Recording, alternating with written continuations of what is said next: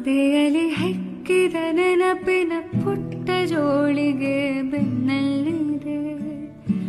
ಆಡದಿರು ಸಾವಿರ ಪದಗಳ ಮೂಕ ಸೇತುವೆ ಕಣ್ಮುಂದಿದೆ.